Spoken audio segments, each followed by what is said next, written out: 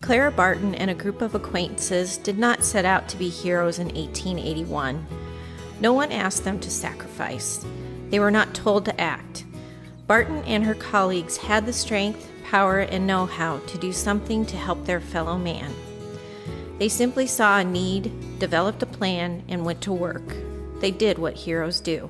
Some 132 years later, the organization they founded, the American Red Cross, remains committed to preventing and alleviating human suffering. Through generosity of donors like you, volunteers in our community throughout Iowa, across the country, and around the globe are fulfilling Barton's vision.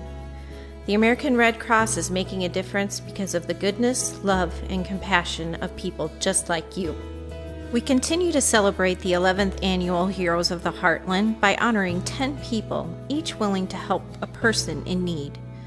They were a principal on lunchroom duty, a first responder, a neighbor, a person passing by, and a group of golfers who, when the time came, did not hesitate.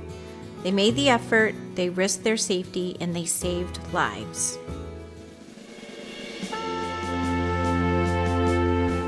As a Vietnam veteran, John Ostring knows something about service.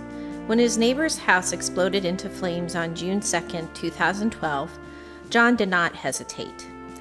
Despite the fact his knees are not as strong and stable as they were during his proud military career, John sprang into action and searched for his neighbor amidst the debris in what remained of the burning house. Finding his neighbor injured, lying on smoldering insulation, John carried her to safety as the house was engulfed by fire. John says he just did what needed to be done. Perhaps, but John Ostring's bravery and willingness to risk his own safety saved a life, and that makes him a hero of the Heartland.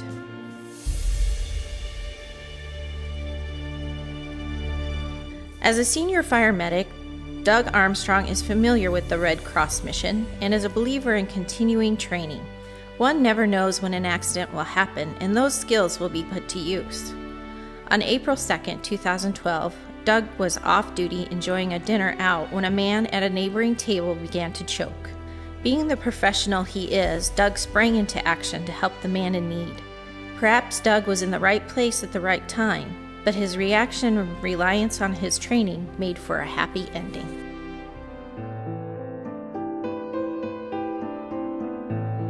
Thin fog and frigid air made for icy roads the morning of March 5, 2012. The sickening sound of squealing brakes and colliding metal rang in Angie Cupp-Hommer's ears as she witnessed a two-vehicle collision on Des Moines' east side. She ran to assist the driver of the first vehicle, but the driver was more concerned about her injured son in the back seat. I went through the back hatch, I flipped the third seat row down, found the boy, and was pulling him out, laid him on the ground and started CPR because he had no pulse. Angie pulled 5-year-old Frederick from the wreckage. She calmly assessed the child's condition and carefully did what needed to be done. Her efforts sustained Frederick until emergency personnel arrived. Angie visited the boy in the hospital and gave the family support during the days that followed. Sadly, Frederick lost his battle for life 5 days later. But Angie's selfless act gave Frederick a fighting chance. Angie Cupp-Hommer is a hero of the Heartland.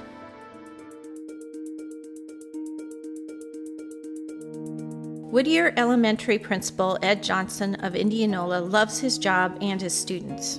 As an educator, Ed knows it is impossible to grade life's most important tests, but his actions one day last spring clearly earned him an A in many people's grade books. The din of the school cafeteria could not distract Ed Johnson. He could tell there was a problem, and Ed rushed to 5th grader Logan Major's table. Logan was choking. Ed recalled what he had learned in his annual first aid recertification classes and calmly performed the Heimlich maneuver, successfully dislodging a carrot. Cool thinking and swift action in a school lunchroom makes Ed Johnson a hero.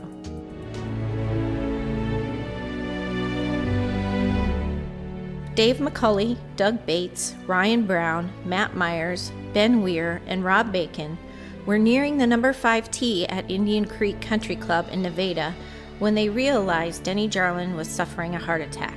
These 6 men knew what to do.